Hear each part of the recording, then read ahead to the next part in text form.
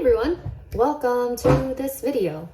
So I wanted to talk about something called the imposter syndrome today. It's one of those things that kind of creep up, and if you aren't aware of the symptoms, like the signs of how it can show up, you may not recognize that you might have it or that you're observing someone have it. I wanted to make this video because I do think that imposter syndrome is one of those things that can eat away your confidence. The more that you can be aware of it, I think the more that we can figure out how we can overcome that. So I did a bit of research and I started jotting down what is imposter syndrome, and I will try to put a formal definition at least up here somewhere or down in the description box. But it's essentially feeling like I'm not good enough. I feel like people are going to find out that I'm incompetent, or, it could be like, I feel like a fraud. So it's a lot of kind of negative thoughts that are oriented around yourself and oriented around your incompetence. According to the Journal of General Internal Medicine, up to 82% of people actually face this.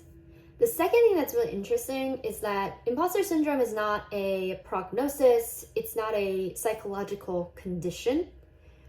I think it's probably more of the emotion and the trail of thoughts that you have. And then the last part is it is more prevalent to women and people with minority backgrounds.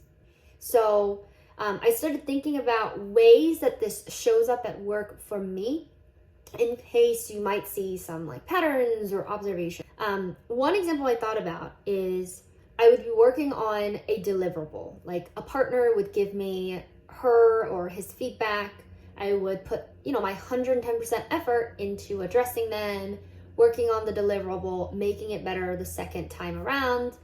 And before I send it, I have almost like little emotion of fear, this wave of fear that maybe I didn't address all the comments. Maybe I didn't understand everything they said. Maybe I made a mistake. Like there's this like sudden rush of questions, apprehension that comes to me. Even when I send it, even if I take the courage to send this deliverable, sometimes I would have this icky feeling like, what if I did make a mistake? The second example is, I could make a mistake or my team member could make a mistake. I mean, mistakes are bound to happen, but the problem is not just that, we recognize that there is a mistake and I feel responsible for it, which I think is a healthy thing, but when I start to dwell on it, when I start to think and attribute that mistake back to my own incompetence, like, oh, it's because I'm not good at my job, because I suck at this.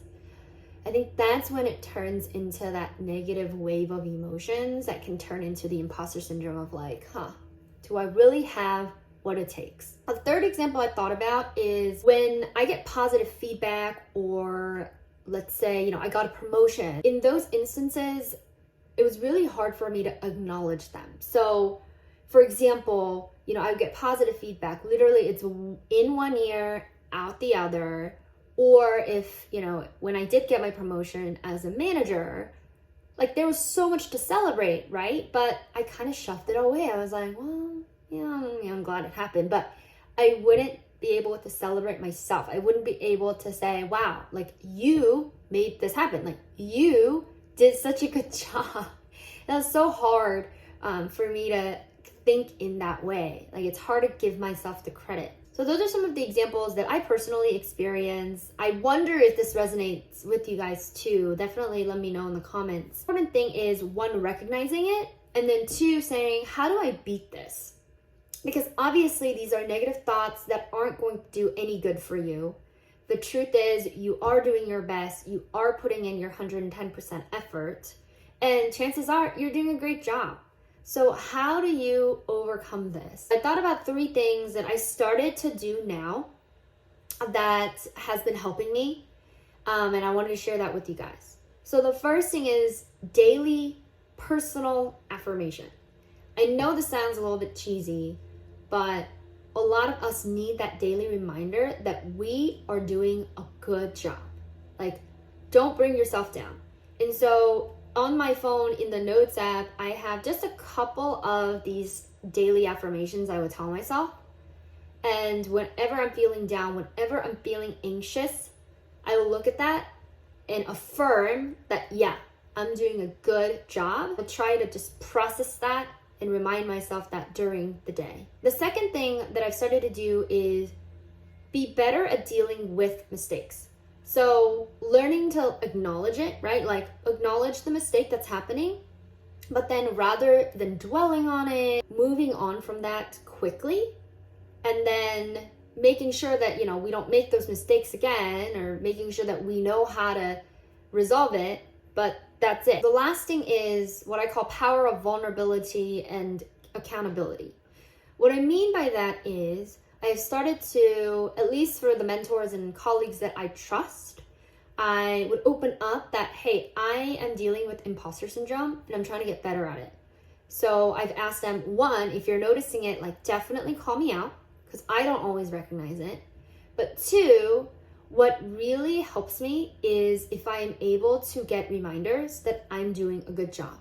So especially for my mentors or for people that I work with a lot, I will tell them, if I do a good job, like let me know, because I am not great at giving myself credit. Just because I am a very people-oriented, people-focused person, what other people say matters a lot to me. I would say this has been working really well. And I still feel very uncomfortable when I get, credit for something or a little bit of celebration or shout out. But I think that for someone like me, and maybe for you too, we're not very good at taking credit. Someone needs to say it for us. And that does help a lot. Imposter syndrome is unfortunately something that takes a lot of discipline, building habits, and reminders, but I do truly believe that we can at least reduce the number of negative thoughts that we have, increase the confidence we have in ourselves.